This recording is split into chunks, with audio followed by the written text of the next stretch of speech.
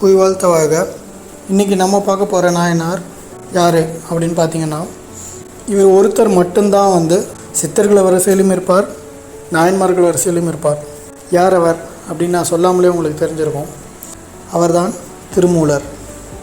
இவருக்கு ஏன் இந்த ரெண்டு இடத்துலையும் இவர் மட்டும் இருக்கார் அப்படிங்கிறதையும், இவருடைய பிறப்பை பற்றி எங்கேயுமே சொல்லப்படலை, அதுக்கான காரணத்தையும், இதற்கு தியானம் மூலியமாக எங்களுக்கு கிடைச்ச பதிலையும் தான் இந்த வீடியோவில் நம்ம பார்க்க போகிறோம். திருமூலர் அப்படிங்கிறவர் நந்தி தேவரை குருவாக ஏற்றுக்கிட்டு அவர்கிட்ட இருந்து உபதேசங்களை வாங்கிறதா சொல்லப்பட்டிருக்கு நம்ம வரலாறில். இவருடைய பிறப்பு எப்படி? நந்தி தேவர் சிவன் முன்னாடி இருந்து சிவனுடைய சுவாசம் அவர் மேலே படுற மாதிரி தான் இருப்பார். அதுதான் அவருடைய பக்தியின் வெளிப்பாடு. சிவனுடைய சுவாச காற்று நமக்கு இவ்வளோ அருமையாக இருக்குது, இவருக்கு அந்த சுவாச காற்றுக்கு ஒரு உருவம் இருந்தால் எப்படி இருக்கும்னு அவர் யோசிக்கிறார். இதை உணர்ந்த சிவபெருமான் சூட்சுமமான ஒரு உடலை தன்னுடைய சுவாசத்துக்கு கொடுக்குறாரு. அதுதான் திருமூலர். இவருக்கு அப்போ இருந்த பேர் சுந்தரநாதர் அப்படிங்கிறது தான். சுந்தரம் அப்படின்னா அழகுன்னு அர்த்தம். அவ்வளோ அழகாக இருப்பார் அப்படிங்கிறனால சுந்தரநாதர் அப்படின்னாங்க. நந்தி தேவர் திருமூலருக்கு தனக்கு தெரிஞ்ச வித்தைகள் எல்லாத்தையுமே சொல்லிக் கொடுக்குறார். அவர் தான் குருவாக இருந்து வழி நடத்துகிறார். இவர் நிறைய இடங்களில் அகத்தியரை மேல்கோள் காட்டுறார். சிவனுடைய மகனான அகத்தியர் அவருக்கு இதெல்லாம் தெரியும், அந்த மாதிரி மேற்கோள் காட்டும் போது சுந்தரநாதர் ஆகிய திருமூலர், அதாவது சுந்தரநாதர் எனப்படும் திருமூலருக்கு நிறைய விஷயம் அகத்தியரை பற்றி கேள்விப்படும் போது அவரை பார்க்கணும் அப்படிங்கிற ஒரு ஆவல் வருது. இதில் சித்தர்கள் வரிசையில் இவர் பேர் வந்ததுக்கான காரணம், சித்தர்கள் அனைவரும் சிவபெருமானை நினச்ச நேரத்தில் பார்க்குற ஒரு சக்தியை வச்சுருந்தாங்க. சில சித்து வேலைகளையும் பண்ணுவாங்க. இவர் அங்கேருந்து அகத்தியரை தேடி தமிழ்நாடு இருக்கிற தென்பகுதிக்கு வராரு. வரும்போது ஒரு இடத்துல பசுமாடெல்லாம் அழுதுட்டுருக்கு, அதை பார்க்குறாரு. அந்த பசுமாடு மேய்ப்பவர் இறந்துருக்கிறாரு. என்னடா இது பசுமாடுங்க அழுது அப்படிங்கிற அதோடைய கவலையை தீர்க்கணும் அப்படின்னு ஆசைப்படுறாரு. ஆசைப்படும்போது அவருக்கு தன்னுடைய சுவாச காற்றை அந்த மூலன் அப்படிங்கிற அந்த மாடு மேய்ப்பவருடைய உடம்புல செலுத்துகிறாரு.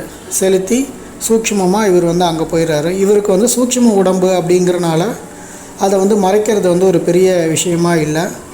ஏன்னா அது ஒரு காற்றுக்கான ஒரு உடம்பு தான், நம்ம ஏற்கனவே சொன்ன மாதிரி. அந்த உடம்புல போன அப்புறம் அங்கே அவர் வீட்டுக்கு போகிறாரு. அவங்க மனைவி கிட்ட இவர் எப்போவுமே நடந்துக்கிற மாதிரி நடந்துக்கலை அப்படிங்கிறத அவங்க கண்டுபிடிக்கிறாங்க. அதுக்கப்புறம் அந்த ஊர் பஞ்சாயத்துக்கு போகுது. ஊர் பஞ்சாயத்துக்கு போன உடனே அந்த ஊர் மக்கள் புரிஞ்சுக்கிறாங்க, இவர் ஒரு சாதாரண ஆள் இல்லை அப்படிங்கிறத புரிஞ்சுக்கிறாங்க. அதனால் அவங்க மனைவியை சமாதானப்படுத்தி அவர் அங்கே அனுப்புகிறாங்க. சிவனுடைய கட்டளை அப்போ அவருக்கு வருது. அவர் அந்த உடம்புல இருந்து திருமந்திரத்தை ஏற்றணும் அப்படிங்கிறது தான் அந்த கட்டளை. ஏன்னா பூமிக்கு நீங்கள் வந்தீங்கன்னா உங்களுக்கு ஒரு சூழ உடம்பு, அதாவது ஒரு உடம்பு தேவைப்படுது. அந்த உடம்பை தான் மூலனுடைய உடம்பை பயன்படுத்திக்கிறார். மூலனோட உடம்பில் அவர் வந்ததும் சிவனுடைய திருவிளையாடல் தான். சூட்சும உடம்பால் அந்த செயலை செய்ய முடியாது. சூழ உடம்பு வேணும் அப்படிங்கிற ஒரு விஷயத்துக்காக இந்த திருவிளையாடல் சிவன் நடத்துகிறாரு.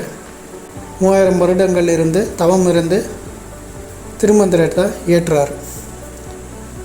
இந்த குண்டலினி அப்படின்னு சொல்லப்படுற கூடு விட்டு கூடு பாயிற தன்மை, குண்டலினியை இயக்கும் சக்தி, இதெல்லாம் கொண்டதுனால இவர் சித்தர்கள் வரிசையில் இடம் பிடிக்கிறார். சிவன் மேல் அதிகபால் பக்தி கொண்டதாலையும் எல்லா ஜீவராசிகளையும் ஒன்றா மனசில் ஏற்றுக்கிட்டனாலையும், அதாவது ஜீவராசிகளுக்கு பாகுபாடு இல்லை, ஜீவன் அப்படிங்கிறது ஈசனால் படைக்கப்பட்டது அப்படிங்கிற ஒரு விஷயத்தில் சிவபக்தியில் ஒரு சராசரி மனுஷன், அதாவது மூலனுடைய உடம்புல ஒரு சராசரி மனுஷனாக இருந்து பூலோக வாழ்க்கையை வாழ்ந்தனால அவருக்கு நாயன்மார்கள் வரிசையிலையும் இடம் கிடைக்குது. கைலாயத்தில் சிவன் கூட நந்தி தேவர் கூட இருந்தனால சித்தர்கள் வரிசையிலையும், பூலோகத்தில் சராசரி மனுஷனாக வாழ்ந்தனால நாயன்மார்கள் வரிசையிலையும் இவருக்கு இடம் கிடைக்குது. இவரை பற்றி பல பதிவுகள் இருக்குது. இவர் இதுக்கப்புறம் இன்னொரு உடம்புக்குள்ளே போனதாகவும் அதுலேருந்து இன்னொரு உடம்புக்குள்ளே போனதாகவும் பல பதிவுகள் இருக்குது. இவருடைய பிறப்பு பற்றிய பதிவை சொல்கிறதுக்காக தான் இந்த நாயன்மார்கள் பதிவை நாங்கள் போட்டிருக்கோம். இது போல் அறிந்திடாத அரிய பல தகவல்களை போட போகிறோம். கண்டிப்பாக எல்லோரும் மறக்காமல் பாருங்கள். உங்கள் ஃப்ரெண்ட்ஸ் ரிலேட்டிவ்ஸுக்கும் நம்ம சேனலை ரெக்கமெண்ட் பண்ணுங்கள், சப்ஸ்கிரைப் பண்ண சொல்லுங்கள். நன்றி, வணக்கம். புய் வாழ்த்த வாழ்க. ஆனந்தம், ஆத்மானந்தம்.